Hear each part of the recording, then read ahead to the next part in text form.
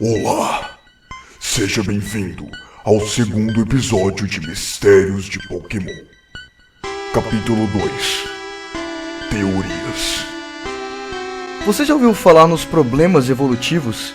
Problemas evolutivos foi a frase para definir uma suposta troca de dados na criação dos primeiros jogos da franquia Pokémon. Alguns Pokémons tiveram suas evoluções trocadas junto com seus nomes, como por exemplo as duas trocas mais famosas. A troca entre Venonat e Caterpie. O Caterpie evolui para um Metapod e depois evolui para uma Butterfree, mas muitos alegam que a evolução final não deveria ter esse aspecto, e sim o aspecto de um Venomoth, e a mesma coisa para o Venomoth que deveria ter um aspecto de Butterfree.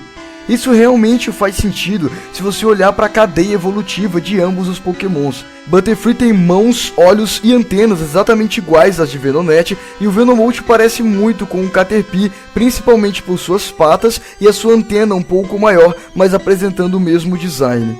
E esse seria o primeiro problema evolutivo. O segundo mais conhecido é de Dratini e Magikarp. Se eu falar pra você que o nome desse Pokémon é Dragonite, você provavelmente não vai concordar comigo, mas esses Pokémons, alguns fãs alegam que foram trocados na criação dos primeiros jogos da franquia. Você vai concordar comigo que a Magikarp não parece nada com um Gyarados e se encaixa muito melhor dessa forma. E isso é o que muitos fãs acreditam.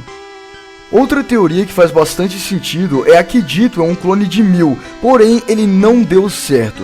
Existem alguns fatores que levam os fãs a pensarem dessa forma. Uma delas é que Mew e Ditto têm o mesmo peso na Pokédex, cerca de 4 kg, e ambos têm a mesma cor, até mesmo nas suas versões Shiny. E o fator mais próximo de que essa teoria seja real é que na mansão de Cinnabar pode-se achar vários Dittos para capturar, e lá, como a maioria de vocês já devem saber, foi um laboratório central de pesquisas na criação do Mew. E como os testes estavam dando errado, saiu aquela geleca que ficou conhecida como Ditto.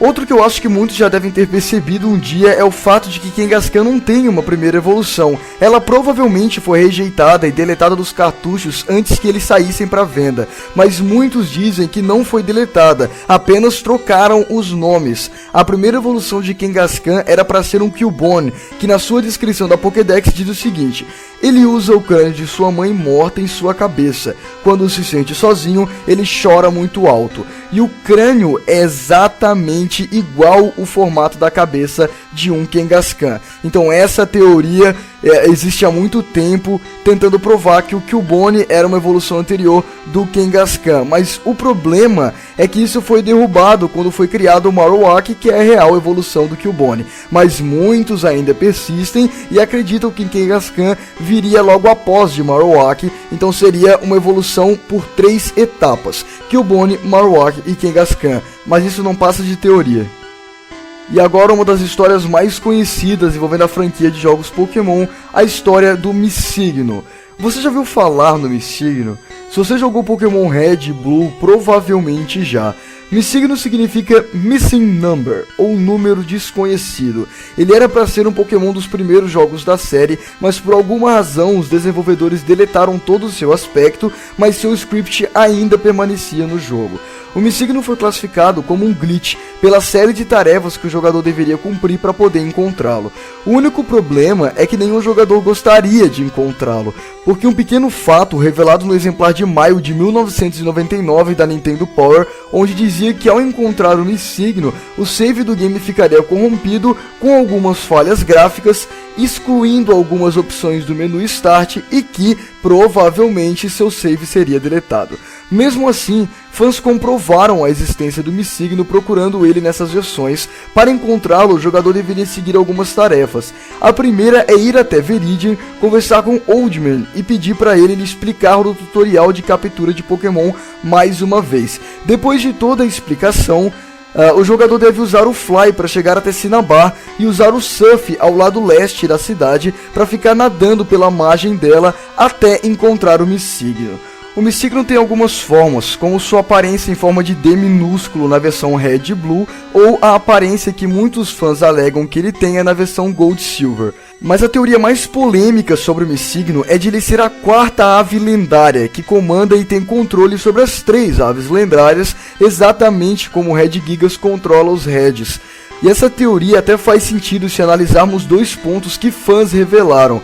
Na versão Gold e Silver, muitos que jogaram e encontraram o Missigno alegaram que ele ainda era um borrão, mas agora ele tinha um número na Pokédex e também tinha um tipo. Ele era classificado como um Pokémon voador e seu número era 252, ou seja, o último Pokémon na lista de canto, junto com as aves lendárias, Ho-Oh e Lugia. Outra teoria que leva o Missigno a ser um pequeno easter egg que os desenvolvedores queriam colocar, mas foi reprovado pela Nintendo, de que Yoshi seria um Pokémon, ou seja, o Missigno. Algumas fotos até analisam o formato de ambos e confirmam que eram para ser mesmo o Yoshi, mas eu acho que não. O Missigno foi corrigido há muito tempo e nos jogos de hoje ele já não existe mais nos cartuchos.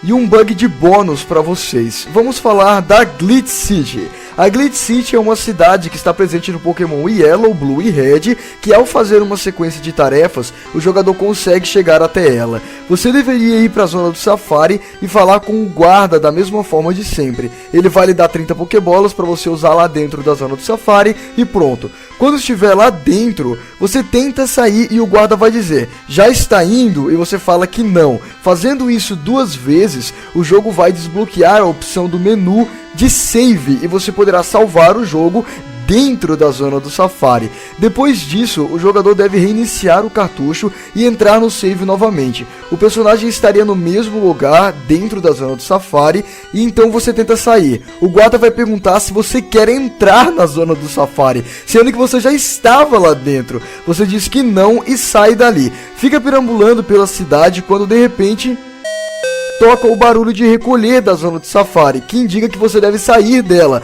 mas o problema é que você não estava na zona do Safari. A tela vai ficar escura e você vai voltar lá pro guarda, e quando sair estará dentro da Glitch City, que é nada mais nada menos que uma cidade toda bugada, com pixels trocados, é água pra cá, água pra lá, várias partes do mapa escrito gym de ginásio, tudo trocado, e é uma coisa extremamente bizarra. Se você gostou do vídeo, deixe a sua avaliação, recomende a algum amigo e até o próximo Mistérios de Pokémon.